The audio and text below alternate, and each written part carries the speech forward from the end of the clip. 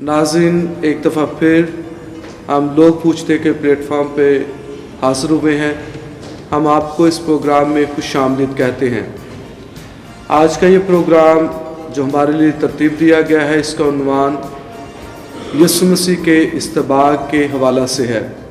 आज इस फोरम में हमारे दरमियान नौजवान अपोलोजिस्ट मिस्टर ज़ियाल मसीह मौजूद हैं, जो पहले भी हमारे इस प्रोग्राम में हमारे साथ शिरकत कर चुके हैं।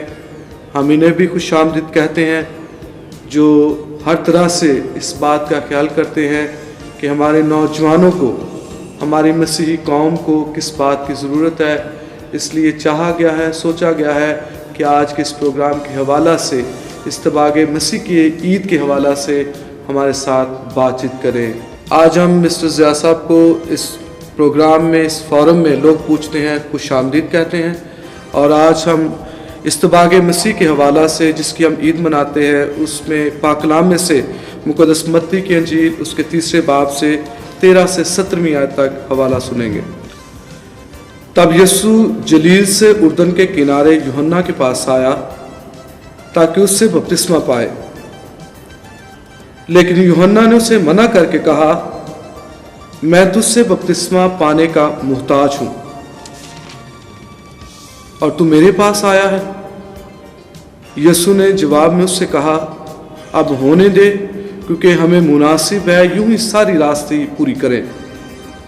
तब उसने होने दिया और यीशु बपतिस्मा पाकर फिलफोर पानी से निकलकर ऊपर आया, और देखो उसके लिए आसमान खुल गया और उसने खुदावंद की रूह को कबूतर की मानद उतरते और अपने ऊपर आते देखा।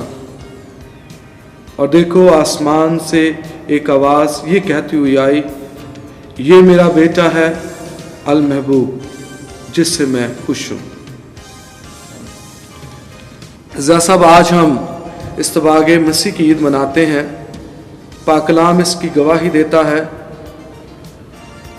आप पाक कलाम में से यीशु मसीह के इस्तबाग के बारे में मोमिनीन के लिए, ईमानदारों के लिए क्या पैगाम रखते हैं या क्या पैगाम देते हैं, हमारे लिए इसकी रूहानियत और फजीलत को बयान करें। फादर विलियम शाह साहब, मैं आपका शुक्रगुज़ार हूँ और कैथलिक टीवी और उसकी सारी टीम का भी शुक्रगुज़ार हूँ कि उन्होंने ईद इस्तबाग मसीह के मौका पर इस सेशन लोग पूछते हैं का इनकाद किया, ताकि हम यीशु मसीह के बपतिस्मा के बारे में जान सकें और जो सवालात लोगों के हम तक इस सिलसिले में पहुँचे हैं, उनका भी मुनासिब जवाब देने की कोशिश करें। जैसा कि आपने कहा कि इसकी अहमियत के बारे में कुछ बताया जाए और इसकी फजीलत के बारे में।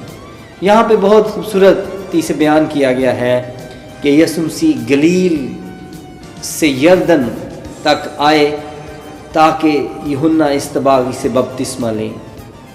और फिर सारा हवाला हमने देखा है मत्ती 3 बाब उसकी 13 से 17 आयत के दरमियान कि फिर उन्होंने बपतिस्मा लिया और ये सारा प्रोसेस अमल पा गया। अहमियत के सिलसिले में अगर हम देखें तो हम देखते हैं कि यीशु मसीह जो कि नासरत में अपने माँ बाप के साथ उन्होंने रहाइश पजीर थे, और वहाँ से वो यरदन के इलाका तक पहुँचे हैं और दरियाए यरदन पर उन्होंने आकर यूहन्ना इस्तबागी से बपतिस्मा लिया है। अगर हम जोग्राफिया का मुतालिया करें तो हमें पता चलता है कि गलील के शहर नासरत से लेकर दरिया यरदन तक का जो फासला है वो तकरीबन 60 मील का है, और यहाँ तक यीशु मसीह पहुँचे हैं ताकि वो बपतिस्मा लें। इससे हमें पता चलता है कि इस रस्म को यीशु मसीह ने अहमियत दी, बपतिस्मा लेने की इस रस्म को उन्होंने अहमियत दी है। और इसके साथ ही हमें ये भी पता चलता है कि उन्होंने अपने माँ बाप को, अपने घराने को छोड़ा और अपने आप को उस काम के लिए मखसूस किया जिसके करने को वो दुनिया में आए थे। अंजील मुक़द्दस में हमें इसके बाद उनका गलील के शहर नासरत में जाकर अपने घराने के साथ रहने का कोई वाक़या नहीं मिलता, जिससे हमें पता चलता है कि बपतिस्मा पा जाने के बाद उन्होंने मुकम्मल तौर पर तौबा की मनादी का आगाज़ किया और लोगों को बताया कि आसमान की बादशाही नज़दीक आ गई है। और फिर से उन्होंने اس وقت سے لے کر جب ان کا تعارف ہو جاتا ہے تو اس وقت سے لے کر انہوں نے اپنے آپ کو مختص کیا.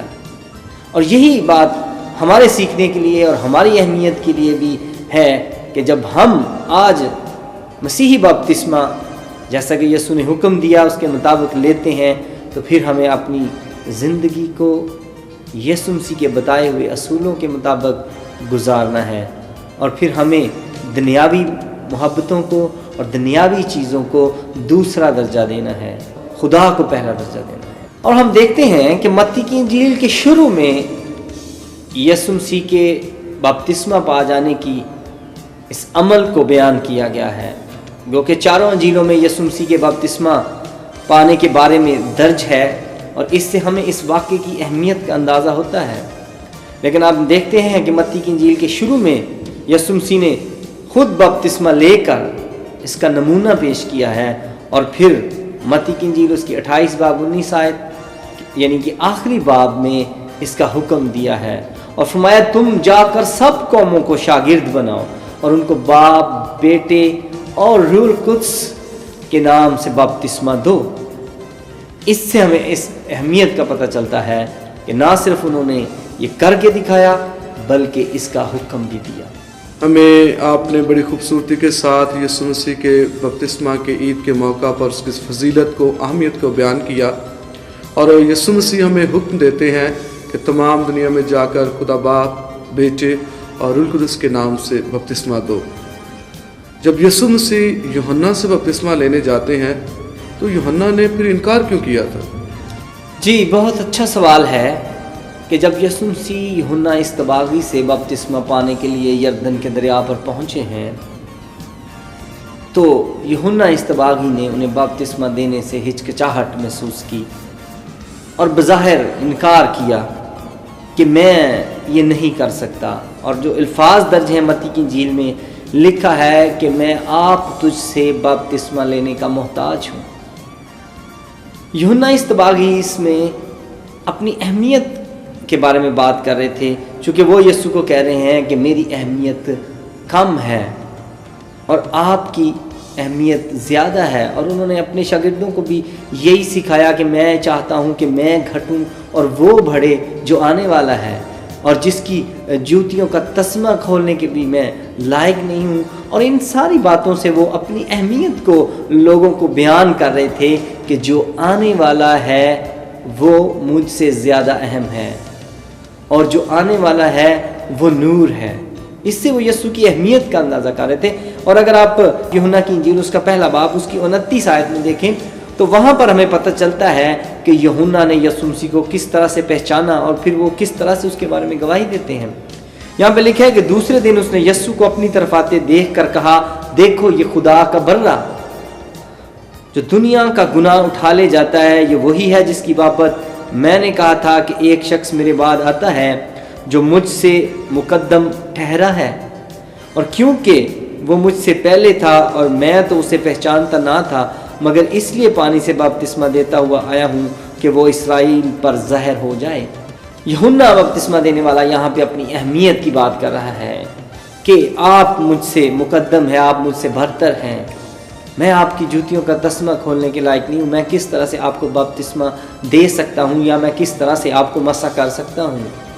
لیکن یسوع نے اس بات کا اقرار کیا اور اس کی بات کو اس کو صحیح ٹھہراتے ہوئے کہا کہ تو جو کچھ بھی سوچتا ہے وہ سب ٹھیک ہے، لیکن اب تو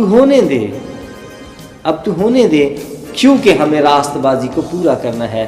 لہٰذا یوحنا بپتسمہ دینے والے کا جو انکار ہے اس کی 2 وجوہات تھیں. کیونکہ ایک وجہ تو یہ تھی کہ لوگ اپنے گناہوں کا اجتماعی طور پر وہاں پہ اقرار کر رہے تھے، یردن اور یہودیہ اور اس کے گرد و نواح کے لوگ، اور پھر صدوقی اور فریسی، اور وہ جوک در جوک آ کر اپنے گناہوں کا اقرار کرتے ہوئے اور بپتسمہ لے رہے تھے.